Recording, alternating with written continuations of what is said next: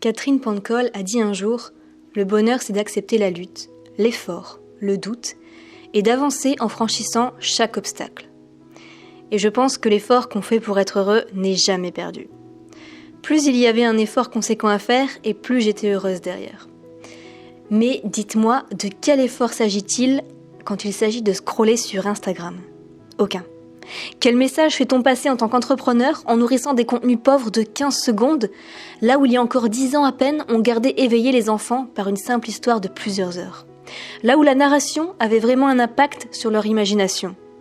Pourquoi s'adapter à ces plateformes qui veulent nous dominer et nous contrôler ? I have taken a break from social media for my mental health because I find Instagram and Twitter to be overstimulating, to be overwhelming. I get caught up and I spiral when I read things about me online, and ultimately it's very detrimental to all. Personally, for young people, including myself, to spend all of their time fixating on all these comments and letting this stuff in, and it was affecting me. It would make me depressed. It would make me feel not good about myself and look at my body differently and all kinds of stuff. So I actually don't have it on my phone. Il y a de ça 5 mois, j'ai quitté Instagram, alors que j'avais un business dessus. J'avais 11 000 abonnés, et malgré tout, avec l'apogée des Reels, Instagram cartonnait de nouveau avec le format court. J'ai tenté, je sais que ça marchait, mais ce n'était pas pour moi. Et puis au niveau de la santé mentale, je trouve qu'on perdait trop de temps dessus, à créer du contenu pour pas grand chose, mais aussi à en perdre, à en regarder qui ne nous apportait pas grand chose, tellement le format était court. On apprenait pas cette chose et on se contentait de swiper pour trouver toujours plus intéressant, et au final on se retrouve toujours avec les mêmes influenceurs, les mêmes phrases qui au final ne nous apportent que sur le court terme pendant quelques secondes, mais pas assez, et on cherche toujours plus.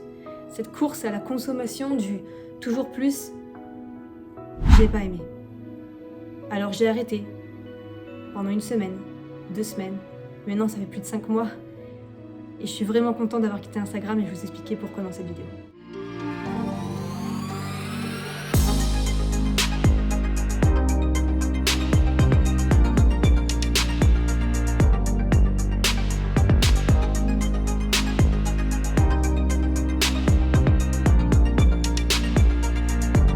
Alors il fait extrêmement froid, il fait moins 1 degré. C'est pas très tenable, mais de toute façon, là ce que je voulais vous dire, c'est qu'en fait, Instagram, moi ça m'a mis la pression, alors que YouTube, ça m'avait inspiré, ça m'a permis d'apprendre mon métier, j'ai vraiment appris de réelles compétences avec YouTube, alors que sur Instagram, je trouve que les gens sont plus dans la recherche d'émotions en général. Ils veulent ne pas se prendre la tête, contrairement à YouTube, où YouTube c'est plutôt un format long, où il y a quand même pas mal de petits documentaires maintenant qui sont bien réalisés. Et donc, je vois vraiment une différence, parce que vous-même, quand vous regardez les reels sur Instagram, vous scrollez, et je trouve que le bouton s'abonner n'est pas bien mis en évidence, et les gens ne prennent même plus la peine de s'abonner sur Instagram parce qu'ils savent que l'algorithme va reproposer de temps en temps le créateur. Et donc du coup la personne, elle veut juste scroller les reels Instagram, elle recherche juste de l'émotion, et elle va encore moins aller dans la bio Instagram de la personne. Donc je trouve que le public, pour les entrepreneurs qui ont business en ligne, le public ne se trouve pas forcément sur Instagram. Alors pas pour tous forcément, ça dépend de votre thématique. Je pense que les thématiques où il y a vraiment de fortes émotions, où on n'apprend pas forcément quelque chose de compétences, ça peut marcher. Parce que sur Instagram, ce qui marche le mieux, c'est quand même les émotions, donc tout ce qui est relationnel, amour, solitude, développement personnel, tout ce qui est aussi charité, don, remise en question, tout ça, ça marche bien. Mais pour apprendre des compétences, pour se développer, je trouve que ça reste assez moyen. Donc je trouve vraiment que le public n'est pas là-dessus, et c'est une des raisons aussi qui fait que je n'ai pas gardé mon compte Instagram, parce que mon audience en tout cas n'était pas dessus, et en règle générale c'est assez compliqué d'avoir des clients, on va dire pas sérieux, mais faire moins d'efforts pour en trouver, enfin il faut en faire vraiment énormément de vues, et je trouve que ça met beaucoup la pression d'avoir juste un petit format de 15 secondes où on doit faire un montage qui va nous prendre 3-4 heures pour pas grand chose, pour divertir une personne qui va regarder peut-être juste 5 secondes sur notre reel parce qu'il veut scroller et toujours chercher mieux. Je trouve vraiment que c'est pas optimal, donc je perdais énormément de temps, ça mettait une pression et j'apprenais et j'avais le temps de rien apprendre aux gens. Eh bien, on est beaucoup mieux au chaud quand même, c'était pas tenable dehors. Alors, ce qui se passait aussi avec Instagram, c'est que ça me limitait dans ma créativité. C'est-à-dire que je me contentais de voir toujours un peu un seul format, des seules façons de faire, juste de la musique, présenter certains points assez courts avec du texte et de la musique ensemble, des trucs humoristiques, mais ça n'apportait pas vraiment de valeur, je trouve. Et avoir tout le temps la même chose, on dit que les gens sont créatifs sur cette plateforme-là, moi je trouve pas. Je trouve que ça ne fait que recopier les tendances. Alors que sur YouTube, les gens ont des formats qui leur ressemblent beaucoup plus, où ils peuvent bien plus se permettre d'être eux-mêmes dans la façon de présenter les choses que sur Instagram. Parce que sur Instagram, c'est beaucoup trop court, on ne peut pas se permettre finalement de créer quelque chose d'extrêmement unique. On peut faire quelque chose qui nous ressemble à peu près, mais il y a quand même pas mal de limites. Et puis bien entendu, avec tout le temps qu'on perd, en tant qu'entrepreneur, on aime bien suivre les tendances marketing et des nouvelles choses, donc les reels sur Instagram, c'est quelque chose qu'on aime suivre, mais le problème, c'est qu'on est vite pris dedans.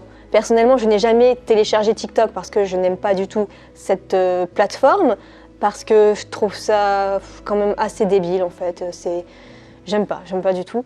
Et sur Instagram, ça commençait à ressembler de plus en plus à ça, peut-être un peu moins quand même c'est un peu moins axé sur certaines choses un peu trop extrêmes. Instagram, peut-être que c'est un peu plus soft quand même, mais ça y ressemble beaucoup. Et donc, du coup, qu'est-ce que je voulais dire ? J'ai encore le cerveau congelé, moi. Bref, vous l'aurez compris, ça avait pour moi en tout cas plus de côtés négatifs que d'avantages. Alors certains peuvent me dire aussi, oui, mais est-ce que tu es sûr que ça ne t'apportait pas de clients ? Si, ça m'en apportait un petit peu, parce que j'ai demandé à un ingénieur de traquer un petit peu toutes les ventes d'Instagram pour savoir précisément quelle personne venait d'Instagram par rapport à ma séquence email, par rapport au contenu YouTube, par rapport aux Reels, tout ça. Et ça représente très peu de clients. Alors bien sûr, on ne fait pas forcément ça que pour l'argent, mais j'ai remarqué qu'en plus de ne pas y trouver du plaisir vraiment à le faire, ça ne m'apportait pas non plus de clients. Du moins, pas beaucoup pour le temps que j'y mettais. Il y a de ça quelques mois déjà, j'avais parlé du format court qui venait d'arriver sur Instagram aussi, et on voyait que tout était limité encore à 15 secondes, s'il n'y avait pas 30 secondes ou une minute comme maintenant. Et du coup, j'avais poussé un peu une gueulante en me disant « c'est dommage quand même que notre attention n'ait désormais plus que 15 secondes ». Et je vous mets un extrait de cette vidéo qui date il y a à peu près 1 an. Mais où est-ce qu'on va ? Enfin, où est-ce qu'on va ? Mais j'hallucine. On voit apparaître les YouTube Shorts maintenant. Parce que YouTube copie sur Instagram, sur Facebook, sur Snapchat, sur TikTok, j'en sais rien. Ils copient les méthodes qui marchent chez les autres. Donc du coup, ils se disent, on ne veut pas être les derniers, du coup, on va faire pareil. On va importer aussi les YouTube Shorts. Les YouTube Shorts, ce sont des vidéos qui durent moins de 60 secondes. Mais est-ce que l'attention des gens, elle est réduite entre 15 et 60 secondes. Et encore 60 secondes, c'est trop. Il faut faire plutôt 59 secondes. Et puis, on vous conseille plutôt de faire 15 secondes. Mais c'est quoi ce délire ? Qu'est-ce qui se passe avec l'industrie du cinéma alors ? Enfin, je comprends pas. Je comprends pas où est-ce qu'on va. Je sais qu'il y avait un gros problème d'un manque d'attention. Mais alors là, je crois qu'on touche le fond. Pourquoi YouTube copie les shorts ? Enfin, quelle valeur on retire d'une vidéo de 60 secondes ? Aucune. Enfin, en tout cas, moi, une vidéo de 60 secondes, j'en retire aucune valeur. On n'apprend rien, on n'a pas le déclic nécessaire, on n'a pas le temps de raconter une histoire. C'est juste des phrases balancées comme ça, théoriques. Ça apporte quoi ? Ça apporte rien. Et quelque chose qui dure 15 secondes, au bout de 15 secondes après aussi, les gens t'ont déjà oublié. Alors que si c'est une vidéo ou un film, quelque chose qui dure bien plus longtemps, on a bien plus le temps de se faire partager des émotions, des idées, des messages. Ça a beaucoup plus d'impact, ça a beaucoup plus de valeur. Bref, en conclusion, Instagram, c'était comme une sorte de matrice dans laquelle je voulais entrer qui ne me ressemblait pas. Et même si ça marche, même si c'est tendance, écoutez-vous. Est-ce que dans le fond, c'est quelque chose qui vous ressemble ? C'est quelque chose que vous voulez faire parce que c'est une tendance ? Est-ce que c'est quelque chose où vous prenez du plaisir ou c'est quelque chose qui vous met la pression ? Posez-vous les bonnes questions parce que c'est pas parce que quelque chose fonctionne, qui est tendance, que vous devez absolument vous mettre dedans. Peut-être que même vous êtes encore dans le format blog parce que l'écriture, c'est ce qui vous correspond. on s'en fout. Pour moi, ce n'est pas une question de plateforme, c'est une question de là où on se sent le plus à l'aise.